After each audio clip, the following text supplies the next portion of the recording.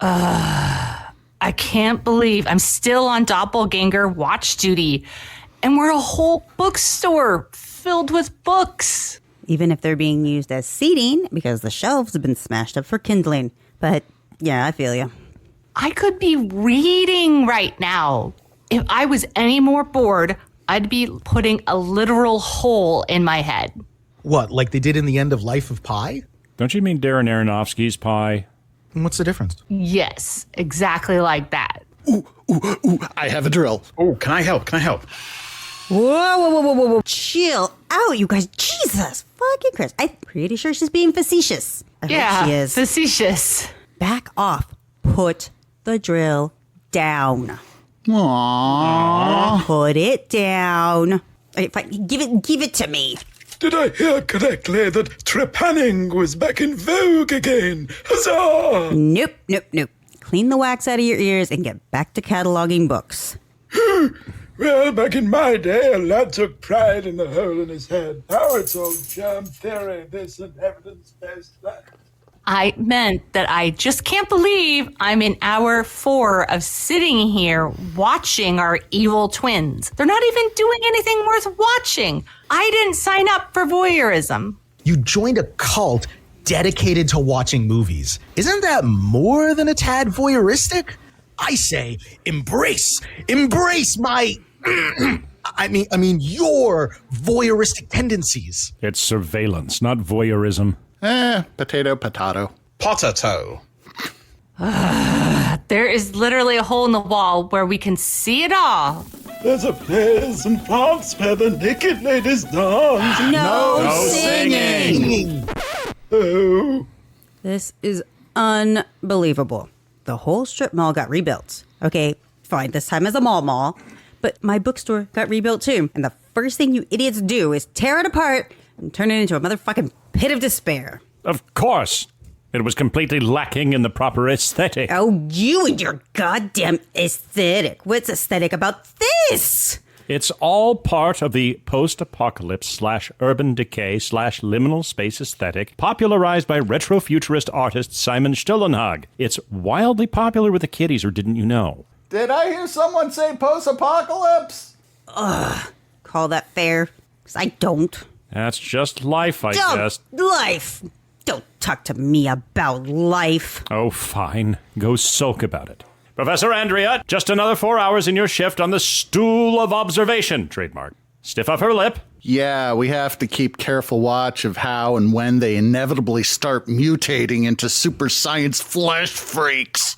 Doppelgangers are wont to do that, as anybody who's seen the 1993 film of the same title knows. The one with Drew Barrymore? I'm picturing something more like the climax of Brian Usna's Society from 1989. Nuh-uh, you're not tricking me into that a second time. Society? Ugh. That's another one for the hazardous materials vault, all right. Wait. Brian Usna, you say. Super science flesh freaks, you say. That gives me an idea. Nobody move. I'll be right back. Should we be worried? Yes. Yeah, probably. Yes!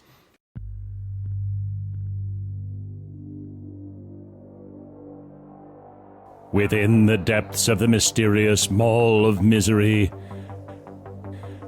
lies a derelict bargain bookstore long since shuttered. Past the vacant aisles, empty save for shards of broken crockery.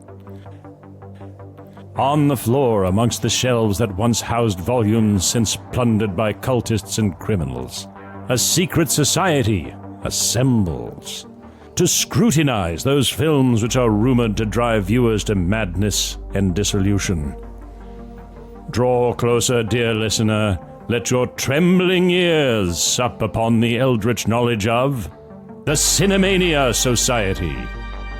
We the fellows of the Lenses Hall do convene to judge if our cinema worthy of our esteem, or whether it should cast down worthless hokum.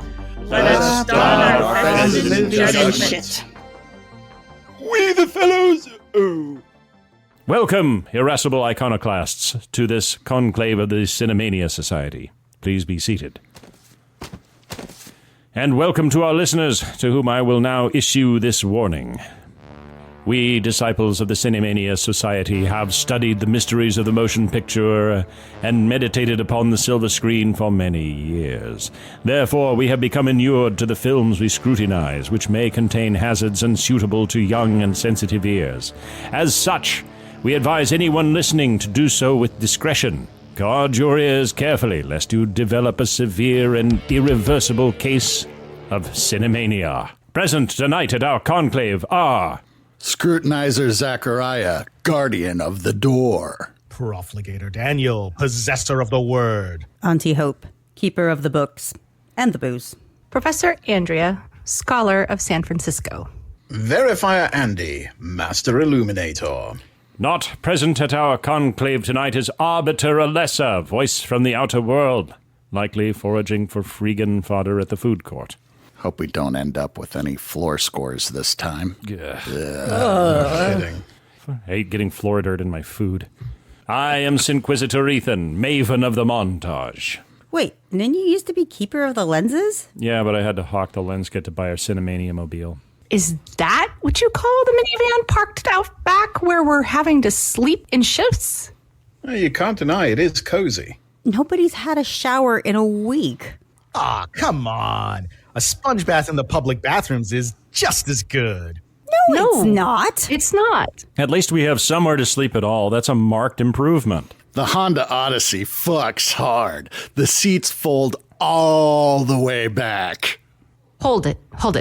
Why are we doing a conclave when you said we have to, quote, maintain a constant vigil against those evil usses? That doesn't sound anything like me, and I absolutely insist we do our duty. Besides, we won't be interrupting our ceaseless vigil over our doppelgangers. Not for long, at any rate. Just as soon as I put the finishing touches on this device. This better not be another pair of vibrating binoculars. I'll have you know those were visionary, unappreciated in their own time. But no, this is an altogether different scrying device. I got the idea from a movie we should have conclaved a long time ago. Since when was conclave a verb? Since I started verbing nouns. Verb isn't a verb either. Tomato, tomato. Tomato.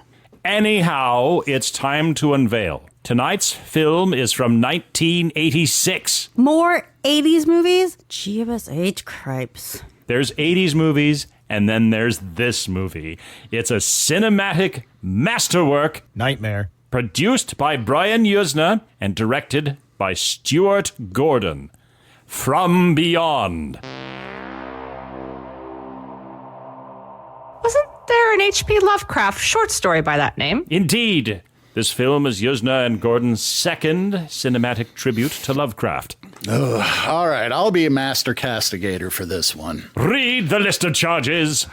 Charges against the film From Beyond include willful abuse of Jeffrey Combs, negligent misuse of Barbara Crampton, flagrant overuse of latex makeup appliances and KY jelly, misrepresentation of the leather fetish community, hardcore forking, keeping a fleshworm monstrosity in a private domicile without a license, exceeding Cronenbergian limits on body horror. Not to mention the wrong color on the tighty whities. Real trigger warnings include verbal abuse, physical abuse, medical abuse, and sexual abuse. Sexual assault. Sexual assault. Thank you. Who's going to begin our summary? I'll do it. Anything to get away from the peephole for a few minutes. I think I'm starting to get eye strain. That's that what the vibrating binoculars are for? Maybe they'd help out.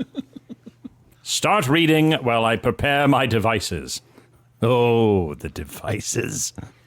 Meanwhile, we must still monitor the peephole. Hope, it's your turn on this stool of observation. Trademark. Please stop saying stool. One of you guys needs to do it. I have far more important things to do. Like get absolutely plastered on peppermint schnapps. Hello, Rumplemints. Goodbye, sobriety. Oh, God. Schnapps. evil. It tastes Here just we as bad go. going down as it Every does bloody coming time. up. They used to call it the turquoise Satan. Fine. I can't do this without fortification. Pour me a shot of that evil stuff. Hello, minty, minty doom. I mean, at least we'll all have fresh breath.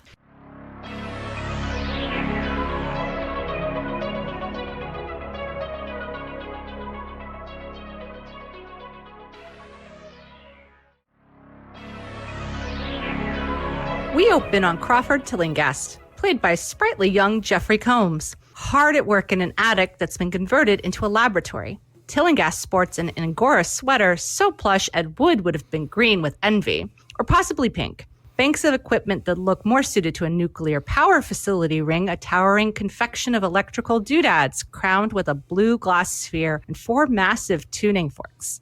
This is, or so we will soon learn, the Resonator, after some screen grabs of mysterious multicolored CRTs. And if you look real close, if you were the kind of person who would freeze frame a high definition print of this movie and zoom in and read the screen. If you were that kind of lunatic. And and if you did, you you would see it is actually a readout of the printer drivers. You like weird things, it's just literally man. the instructions on how to load the paper. PC load letter.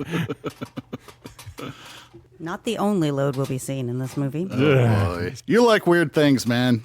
You might say that I have a driver's taste in film. Tillinghast throws a big guillotine switch. The most cinematic of switches. And with a glow of violet light, the Resonator hums to life. Crawford is now able to see a strange violet-hued eel-like life form swimming circles around one of the tuning forks. He leans in for a closer look, and suddenly the thing surges at his face and latches onto his cheek. When an eel from beyond of your cheek becomes fond, that's amore. No singing. Also, it looked more like a lamprey. Agonized, Crawford tears it loose and throws the switch back with his free hand, and realizes instead of a fanged phallic fish, he's now gripping naught but empty air. Tillinghast runs downstairs to pound on the bedroom door of the lead scientist on this study, one Dr. Edward Pretorius, proving the rule that it's grad students who always do the real work. The PhDs just attach their names, unless it's me. Pretorius is clad only in a Hefner-style black silk robe. Foreshadowing. Oh, so true. But he's so hirsute, he might as well be wearing an Angora sweater as plush as Tillinghast's. He runs upstairs and begins throwing switches. The violet light returns, now accompanied by a mysterious cosmic wind. This time, the exposure seems to give them both a headache. Tillinghast is agonized, but Pretorius revels in the discomfort. Foreshadowing. Tillinghast pleads with Pretorius to shut down the machine, but Pretorius refuses. And Tillinghast realizes that not only is Pretorius getting off on this, but the machine's now running itself. Something's coming, Pretorius warns, just as the attic windows begin to blow out. I think we know what's coming. Him, probably. Huh? A nearby neighbor is already on the phone to the cops about the disturbance across the street. Not content with merely caroning, she goes across the street with her little dog, Bunny. Also, it's not a coincidence that the name of the dog is the actual name of the actress playing the nosy neighbor. I find it hard to believe that anyone's actual real legal name is Bunny. I know somebody named Bunny. Bunny Stewart. She's an actress in Sacramento. I didn't say I didn't believe it. I just said it's hard. Hold on. What kind of actress? I don't know. Allegedly. I don't think And she has a startling encounter with Tillinghast, who has to hack his way out of the attic with a fire axe. She drops her dog and runs as Tillinghast flees past her into the waiting arms of Johnny Law. Tillinghast struggles as he's cuffed, screaming, "It ate him!" 5 shadowing. Crosscut to Bunny the Bichon happily licking Pretorius' bloodless neck stump as we smash to opening credits, all in the same violet hue as light from beyond over a solarized slow-mo close-up of mealworms. This movie is awesome. I feel like it was on in the background at every college party I ever went to. I was in college with you, and you never went to parties. You spent all your time playing Warhammer. Clamato. Clamato. Ugh. Wait. So if this movie was on in the background at every college party you remember, Wouldn't that mean... I plead the fifth. You still have that amendment? At the moment, we'll see about tomorrow. Back to the summary. When we get back from the credits, we find ourselves in the psych ward of the local hospital, where we meet some new faces. Police Detective Jordan Fields, played by Bruce McGuire, and Chief Physician Dr. Block, named after Lovecraft disciple and author of Psycho, Robert Block, and played by Stuart Gordon's wife, Carolyn Purdy Gordon. Block's expressing some professional misgivings about fresh-faced young experimental psychiatrist Dr. Catherine McMichaels, played by everyone's favorite 80s scream queen, Barbara Crampton. It's worth noting here that Combs, Crampton, and Purdy Gordon all appeared in Stuart Gordon and Brian Yuzna's first collaboration, Reanimator, also, incidentally, an H.P. Lovecraft adaptation. And they would all appear again in future Gordon Yuzna pictures. Oh, yeah. It's just like the crew that does Waiting for Guffman. Yeah. That's because Stuart Gordon was... Totally not. Well, Stuart Gordon was a theater director first before he was a film director, and he likes working with the same actors. You know, he likes working with the theatrical ensemble. Just like Waiting for Guffman. Indeed. Well, Block is convinced Crawford Tillinghast is a paranoid schizophrenic, even though we're shown he's nothing like the muttering lunatics and aggressive masturbators that inhabit the other padded cells. He's calm but intense, and after reminding everyone he's a physicist, he proceeds to describe the impossible things that he's seen, as well as the outlandish theories regarding the pineal gland that have been uncovered by the work he's done with Dr. Pretorius. Block has him wrestled down and sedated for getting a little too close to McMichaels, and after some more arguments about McMichaels' methods, runs a CT scan on Tillinghast. This reveals Tillinghast's pineal gland is massively enlarged, just as the man had said it would be. Sorry, It wasn't just bragging. That. McMichaels convinces the police detective to permit her to do some medical investigation on Tillinghast's condition, much to Block's protests. Funny thing about this hospital, every door in the place is given the same sound effect as the Enterprise's doors in the original Star Trek. McMichaels takes Tillinghast into her custody. Confidentially, she tells him she believes him and wants to see what he saw. They leave the hospital after Inspector Fields assigns one of his team to keep an eye on the whole thing. Former pro football player turned police detective, one Buford Bubba Brownlee, played by Ken Foree. Ken Foree is the badass cop from the original version of Dawn of the Dead, by the way. The group piles into Brownlee's unmarked blue panel van and toodles over to the scene of the crime, 666 Benevolent Street. The professionalism doesn't stop there. Aha! My device is complete. What does it do? This will allow us to maintain our surveillance while we conclave. By all that's unholy, don't tell me that's a... A Tillinghast pattern resonator? The very thing. But I've improved upon the design. What's that shiny reflective sphere-y thing? Once I turn it on, that portion will begin to rotate and will create an extra-dimensional projection of what's happening in the next room. Sure, dude. Whatever you say. Looks more like a disco ball to me. Only to the uninformed. The grossly, grossly uninformed. Professor Andrea, keep watch through the hole while I get it running. What's the point? I thought you said this would make it so we wouldn't have to do that. It will make it that we won't, but won't yet. For now, we will, do. But not for much longer.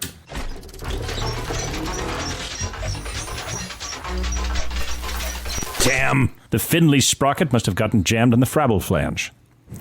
Just a minute. I swear this has never happened to me before. Just let me find my 9 3/4 gangly wrench. No, for real, this has never happened before. I've never had this happen before. Don't judge me, okay? I think the man may have finally gone completely mad. I agree. Wait a minute. There's one surefire test. Hey, Ethan, old buddy, old chum. What? I think I noticed some fools over there. What do you think we should do about them? Fools! I'll destroy them all! Sounds pretty cracked. Like a Ming vase in a bouncy castle, I'm afraid. I don't know. Sounds pretty on brand to me. Leave me to my work! Okay, you do that, champ. I'll take the next part of the summary.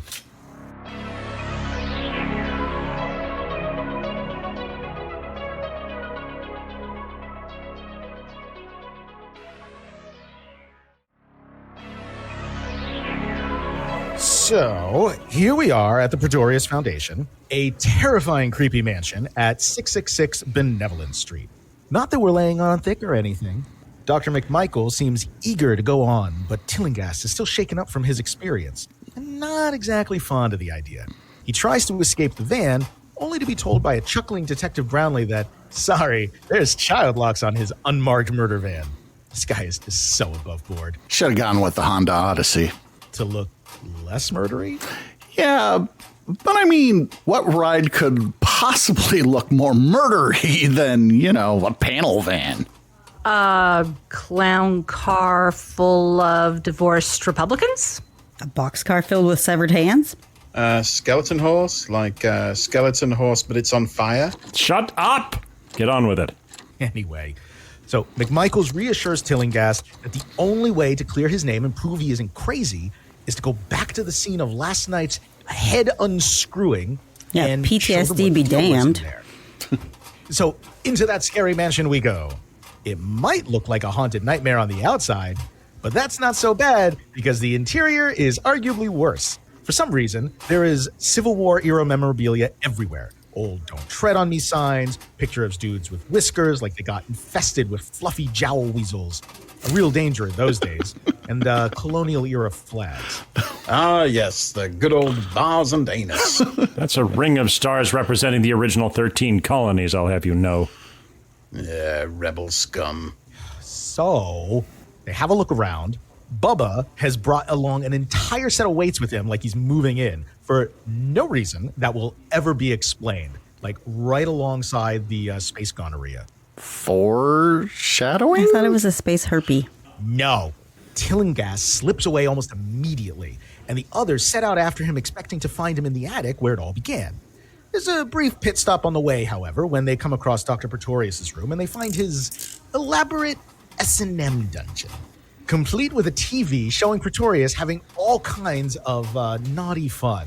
Well, only fun for Pretorius, I'm guessing. He's the one with the whip. No king What shaming. has this guy been getting up to in his room? Well, I mean, Naughty fun. the difference between messing around and science is documentation, right? Well, he documents this too. So we know he's a real serious scientist. You're making pornography whatever it for was. science! Whatever it was, he filmed the whole thing for later reference, just in case snooping detectives needed to know whether he's a freak or not. He's a freak. A scientific freak, though. Scientifically thorough. How thoughtful. Yeah, right? Up in the attic, Tillinghast has found the axe. Because of course there's an axe laying around in a haunted mansion. And he is about to wreck the shit out of what remains of the resonator, thus ensuring that no one is ever going to have any problems as a result of forbidden super science ever again. Hooray. Yep, it's going to be clear sailing from here on out. Totally. Tillinghast is going to put a stop to any more resonator-based shenanigans, and it's all going to be fine. So is it all going to be fine then? No. The others turn up in the attic and stop him, just in time. Dr. McMichaels reasons that all of the screaming and attempted axing is just the sign of a disturbed mind working out its trauma. And this is all super good for Tillinghast from a, therapeutic standpoint. Bubba decides that what everyone really needs is a home-cooked meal and proceeds to make chicken and dumplings or matzo balls or whatever the fuck they are, but they're the size of a baby's head. 1 for everyone else, but 3 for Bubba. It looks like the decision has been made to stay overnight in the terrifying crime scene of a recent head unscrewing with the accompanying sex dungeon full of weirdly sticky VHS tapes. This is all looking so good for Tillinghast's mental health. Real, confront your trauma style healing going on. If you leave out all the sex stuff, you've basically just described our old headquarters. Seriously. Headquarters? Fie! It was a lair.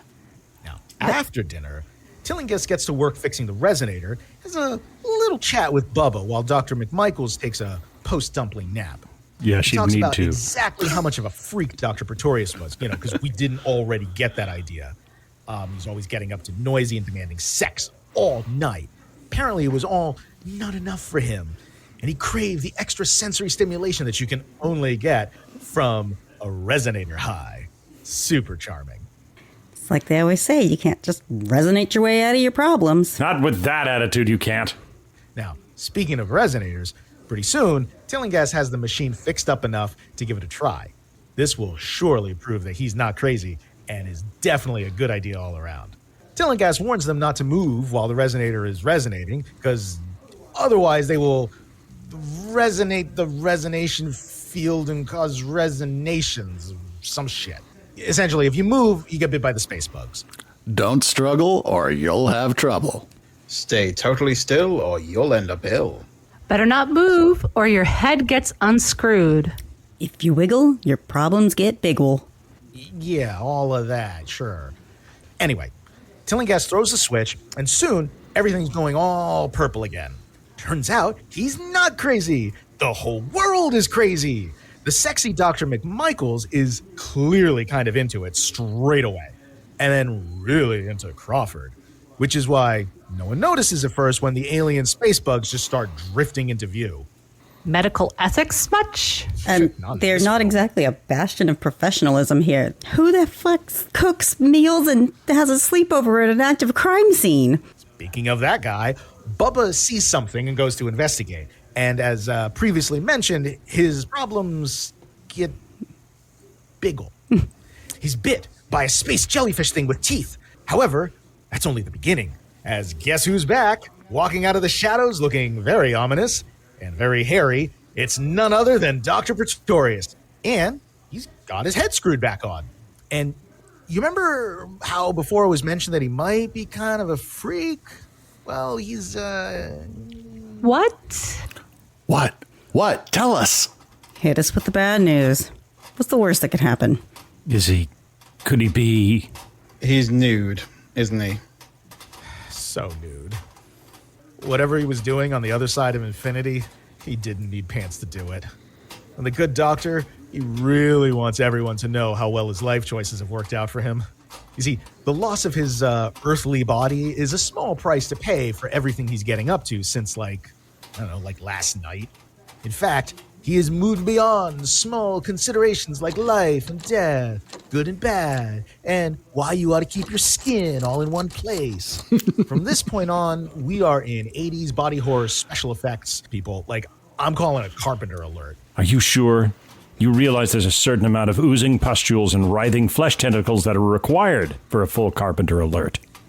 Yeah, I know what I said.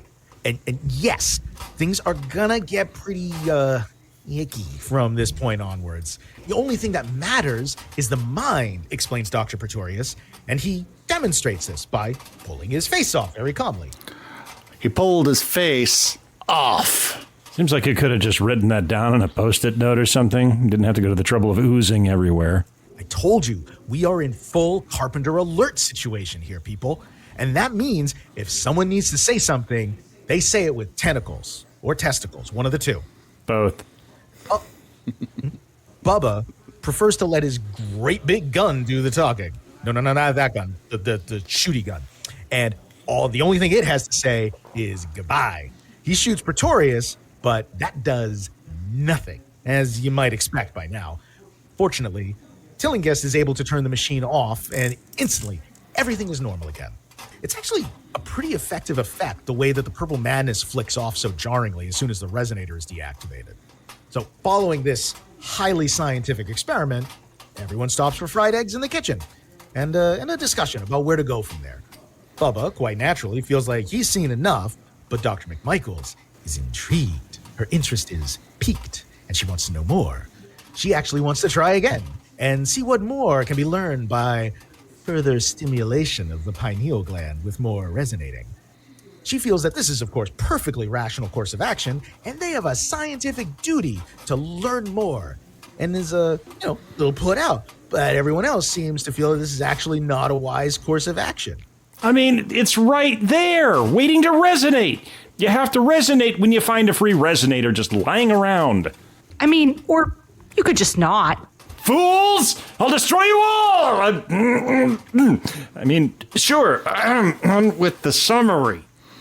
No, it's a fair point, right? You know, if you're going to resonate, you're going to finish all the resonation on your plate. I mean, that's just a basic rule. And she does. She does explain her motives, however. See, her father was institutionalized with schizophrenia and ended up, in her own words, being turned into a vegetable.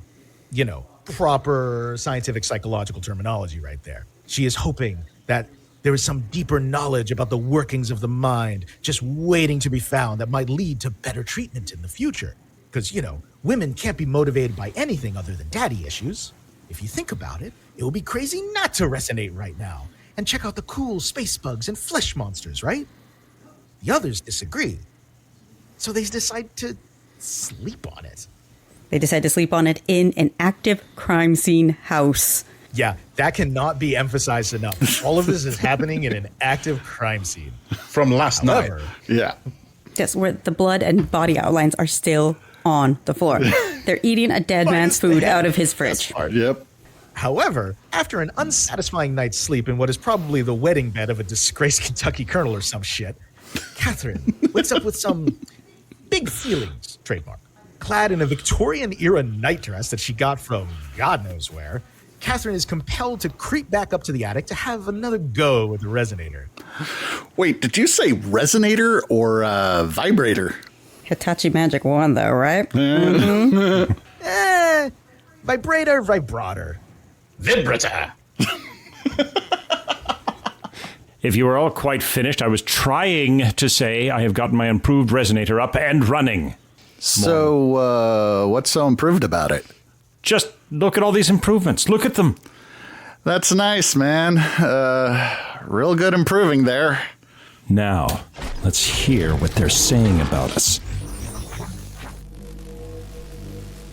Should we let them know that we can see them through the hole in the wall? They can see us seeing them. Curses! No, they clearly enjoy voyeurism. Maybe it's just, their thing. Bastards! Now they think we're being kinky. Aren't we? They're voyeurs? Whatever floats their boat, dude. Who are we to kink shame them? They're kink shaming us. Who are they to kink shame us?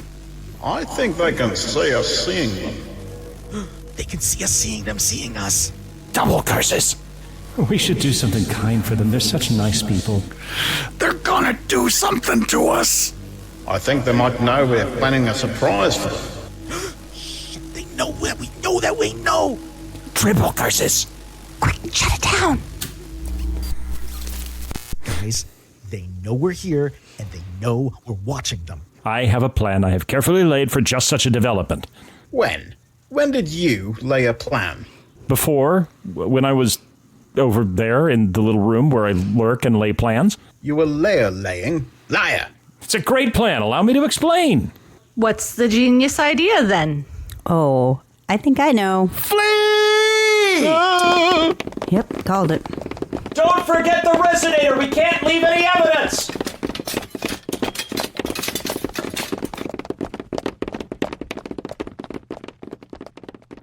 Where did everybody go?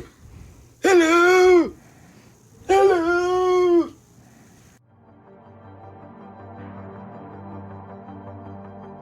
The Cinemania Society was written, produced, and performed by Ethan Ireland, Andy Slack, Daniel Scribner, Hope Bravo, Andrea Palladino, and Zachariah Burks. Editing and sound design by Ethan Ireland. Music by Carl Casey at Whitebat Audio. Incidental music and sound effects courtesy of Epidemic Sound. The Cinemania Society is a work of fiction. Unless otherwise indicated, all the names, characters, businesses, places, events, and incidents appearing in this audio play are either the product of the author's imagination or are used in a fictitious manner. Any resemblance to actual persons, living, dead, or living dead, or actual events is purely coincidental and or part of a work of parody that should not be construed as making statements or allegations of actual fact. All celebrity voices are impersonated, unless otherwise stated. The Cinemania Society is available on social media. You can reach us on Facebook, Instagram, or Blue Sky, and our Reddit feed is at r/The Cinemania Society. Or you can just email us at thecinemaniasociety.gmail.com.